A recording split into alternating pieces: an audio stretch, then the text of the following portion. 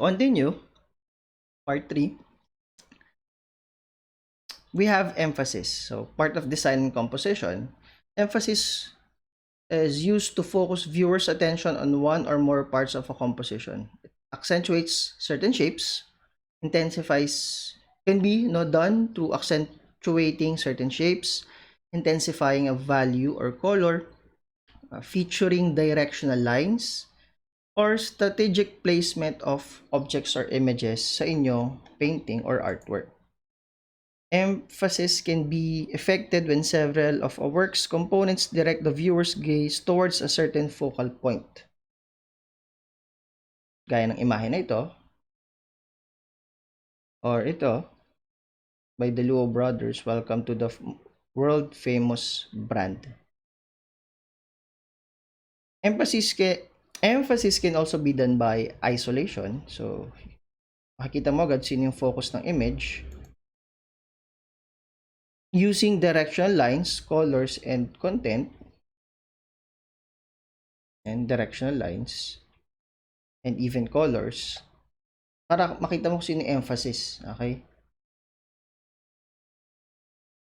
And this one, color and light, kita mo kung ano yung gustong i-portray nung imahe. Then we have rhythm. So, regular repetition of sensory impressions. Artists can enhance or exaggerate individual elements in their compositions through minor and major variations in rhythm. So, rhythm, in terms of elements of art, is related sa pattern, no? Related siya sa pattern. So, yan. Rhythm can be, basahin ko lang ulit to, enhance or exaggerate individual elements. So, can enhance or exaggerate the visual elements or objects found in a painting. Then we have scale, the size of something in relation to what we assume to be normal. A sample of a mural painting of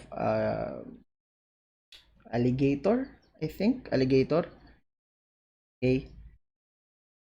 Then scale of a certain architecture. Perspectives can also play on the concept of scaling. Okay. Although dito, kita naman natin na may off when it comes to the actual scale of the images. Yung mga maliliit na images, yung naging malalaki sa larawang ito. There's a term called hierarchical scaling. It's the use of relative size to indicate the relative importance of objects or people being depicted. So, kung sino yung mas importante, typically, sila yung mas malalaki dun sa imahe, or sila yung nasa pinakamataas or nasa gitna ang focus. But then we have distortion of scale. Some artists distort or even subvert the realistic scale of objects to challenge the viewer to look at the familiar in a new way. So, distorting on what is viewed as normal to evoke certain sense of bagong pagtingin dun sa image or artwork. Then proportion refers to the size of one part in relation to another within an artwork, or the size of one part in relation to the whole, such as this image. Kung proportionally correct ba sila? Although, again, it's modern or contemporary art does not really much provide sense on the notion of proportion. So, it's always about how one makes use or compose the elements to provide a specific output that he or she wants to express. So, in terms of contemporary art production, every art making process is dictated by the artist's style. So, depende sa style nyo. Style yung napili. It has many meanings. Can be part of a historical period, a nation, region, technical approach. The significance of style lies on the fact that it allows the viewer to discern the meaning behind the subject matter or the purpose of the painting. Mas madali natin maintindihan yung basihan ng isang artwork kung alam natin yung style na typical na ginagamit ng isang artist.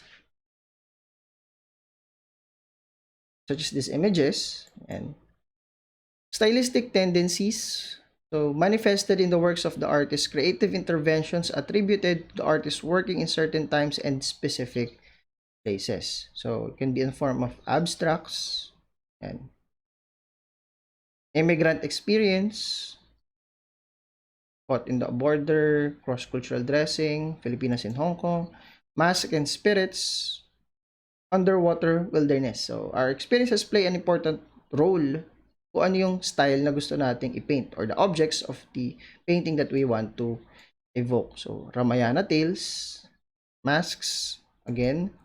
So when it comes to stylistic tendencies, may at least apat, no, na type. The style of objective accuracy, number one. Most contemporary artists face the problem of creating an impression of reality through selective use of visual facts, either by being detached observer or employing a selective eye. Can be achieved through correct drawing, handling of illumination, light, focus, color, and a perspective. So the aim of this, halimbawa, ang gusto niyo is as realistic as possible, then your style is most probably objective accuracy. You want to be accurate. So as a detached observer, yan, remembering the past mistakes, or even the carnivores of Session Road. Then we have the style of formal order. It's associated with stability and permanence. So the thing with this specific art stylistic tendency is that from the word itself, no, formal order, may sense of balance in terms of geometric balance, proportions, that when you look at it, it evokes a certain sense of stability and orderliness.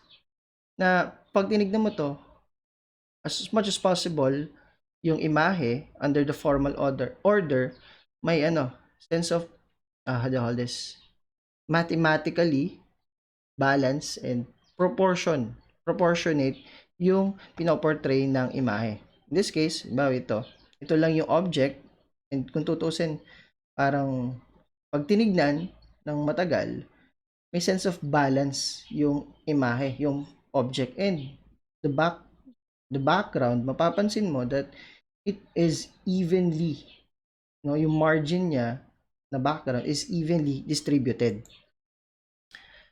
Then when it comes to emotion, personal feelings are disclosed by the artist. So the image speaks for itself kung ano yung gustong emotion na i-evoke.